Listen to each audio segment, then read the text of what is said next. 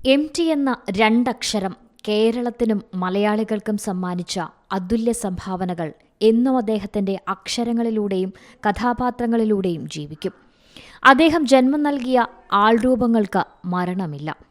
കേരളീയ ജീവിത പരിണാമത്തെ പതിറ്റാണ്ടുകൾ നീണ്ട എഴുത്തുകളിലൂടെ അടയാളപ്പെടുത്തിയ ബഹുമുഖ പ്രതിഭ. പറയാനേറെയുണ്ടെന്നാലും പറയുവാൻ വാക്കുകളില്ലാത്ത ശൂന്യതയിലാണ് മലയാള നാട്. എങ്കിലും പല തലമുറകൾ കടന്നുവന്ന ആ അത്ഭുത പ്രതിഭാസത്തെ പറയാതെ പോകാനും വയ്യ.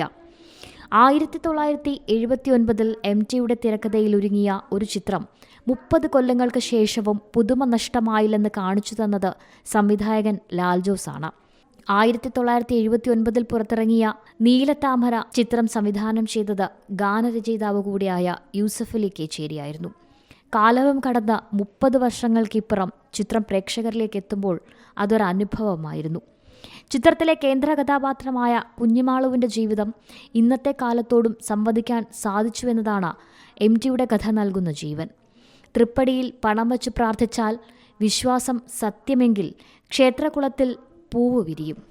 നീലത്താമര എന്നാണ് MT ആ പൂവിനെ വിളിച്ചത്. ആ നീലത്താമരയും കുഞ്ഞിമാളുവും ഹരിദാസനും മാളൂട്ടിയമ്മയുമൊക്കെ ഏറ്റെടുത്തത് 2 വ്യത്യസ്ത തലമുറകളായിരുന്നു. കിഴക്കമ്പാട്ടക്കുളവും വിരിയുന്ന നീലത്താമരയുമൊന്നും പ്രേക്ഷകർ അങ്ങനെയൊന്നും മറക്കുമെന്ന് തോന്നുന്നില്ല. News desk C Malayalam news.